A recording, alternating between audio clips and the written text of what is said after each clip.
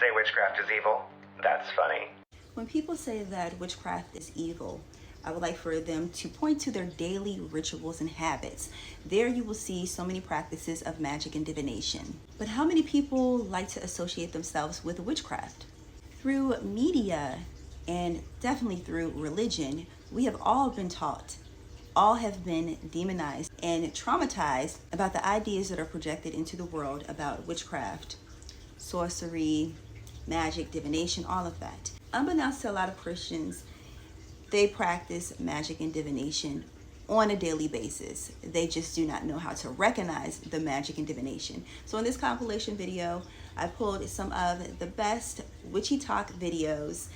Just like magic, I'm attracted.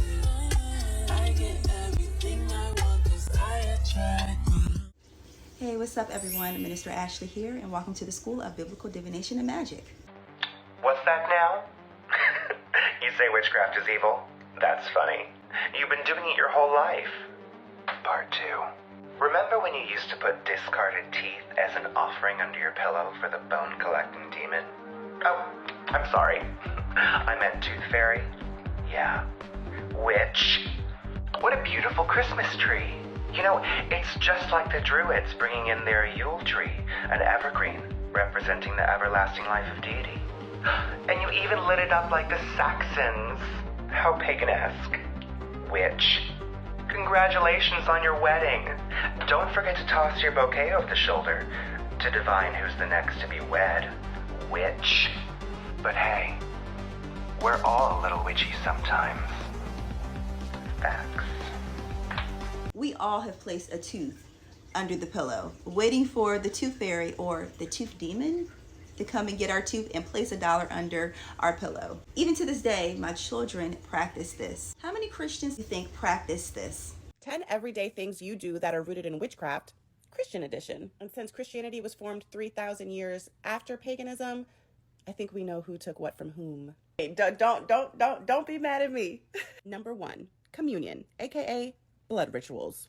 Drinking wine as the blood of Christ and eating bread as his body parallels ancient blood rituals where consuming symbolic elements represented spiritual communion or offerings to deities. Number 2, burning incense in church. The use of incense to purify spaces and invoke the divine is a practice from witchcraft which Christians adopted for their rituals of spiritual cleansing for centuries. Number 3, the use of holy water. Like consecrated or charged water in witchcraft, holy water is used for protection, blessings, and purification. Number 4, using candles in prayer. Lighting candles for prayer or to invoke divine presence aligns with candle magic where specific colors are used for different spiritual purposes. Number 5, praying the rosary. The repetitive recitation of the rosary mirrors the use of mantras and chants in witchcraft to focus intention, energy, and prayer. Number 6, crossing yourself. Making the sign of the cross for protection is similar to witches drawing sigils or symbols for the same purpose, often invoking spiritual power or protection. Number 7, calling on the Holy Trinity. Calling on the Holy Trinity, the Father, the Son, and the Holy Spirit, was appropriated from ancient pagan rituals which call on the Maiden, Mother, and the Crone. Number 8, wearing crosses or medals. Wearing crosses or medals for protection echoes how witches wear talismans or amulets for the same purpose, invoking protection or divine favor. Number 9, saint veneration.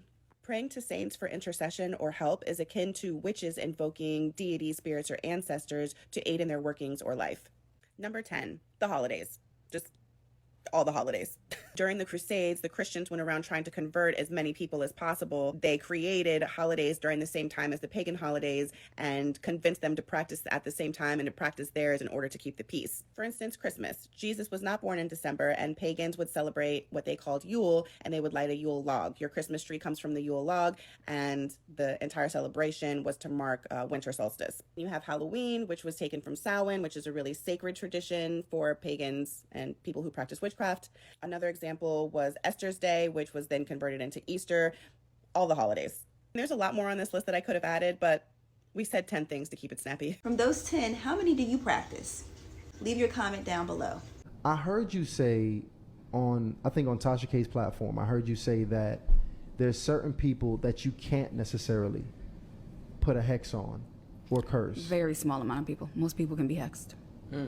Who are the people that cannot be hexed? They're people that are living in their truth and they're actually connecting to God in whatever way that is. consistently, constantly, and walking in that. Most people are not doing that. They're not doing that. That's interesting. This is very interesting right here. Now, if those people are doing that, then they wouldn't need the love spell either, right? What do you mean by that? I don't If know there are what you mean. people that walking in their purpose, they are putting thought with action, maintaining faith, then they wouldn't have a need for a love spell. I see many Christians reposting this video like, oh yeah, score, see, even the witch admits it. You're not listening. You're missing the point. One thing I want to point out about this video that I feel like many Christians and many people miss in this clip. She's not saying that a Christian can't be hexed. She's saying that a person that is truly walking with God, no matter what their affiliation with God or what they call God is, they cannot be hexed. That means a person that's living from their soul's purpose. That means a person that is completely honest with themselves at all times and honest with others. They know their truth and they're willing to walk in their truth.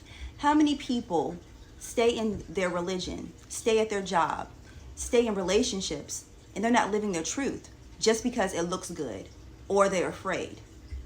That's a person that can be hexed, a person that's not owning their life. And that's her point. Of course, I wrote a book, almost 300 pages of biblical information about rituals and magic. It's called The Bible's Hidden Divination and Magic, almost 300 pages. I go over a lot of the scriptures, have demonized witchcraft and divination. I also have some magical practices, going through astrology in the Bible, women that practice magic and divination in the Bible. It's a small section about that.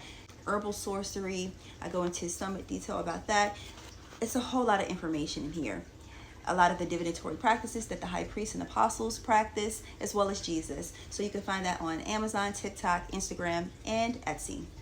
If you could leave down in the comments how many of these practices you practiced as a child or that you practice to this day. You can find different videos on this playlist here. Until next time, many blessings.